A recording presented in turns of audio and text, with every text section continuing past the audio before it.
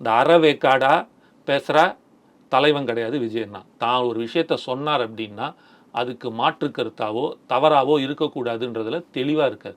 Time எடுத்து தான் செய்வார். ஆனால் அதை பற்றின முழு விவரம் வந்து புரிஞ்சு அறிஞ்சதுக்கப்புறம் கண்டிப்பாக அதுக்கான அறிக்கைகள் தவறாக இருக்கும் பட்சத்தில் அதற்கான அறிக்கையும், நல்லா இருந்துச்சுன்னா அதுக்கான ஆதரவையும் கண்டிப்பாக சொல்லுவார். அதுக்கான pros and cons, disadvantages advantages எல்லாத்துக்கும் ஒரு விஷயம் எடுத்தால் அதில் வந்து நல்லதும் இருக்கும் கெட்டதும் இருக்கும். அதை எப்படி பேசுகிறார்ல, பெரியார் எடுத்து பேசும்போதே அதில் இருக்கிற நல்லது கெட்டதை சொல்கிறார்ல, சொல்லி தானே சொல்லாது. அதில் வந்து 1-2 நல்லதும் கெட்டதும் இருக்கும், அதை விட்டுருங்க, நல்லது மட்டும் எடுத்து. அதே மாதிரி இதில் நல்லது இருக்கிறதையும் ஆதரிப்பார், தவறு இருந்தால் அதை சுற்றியும் காட்டுவார். அதெல்லாம் நடக்கும்.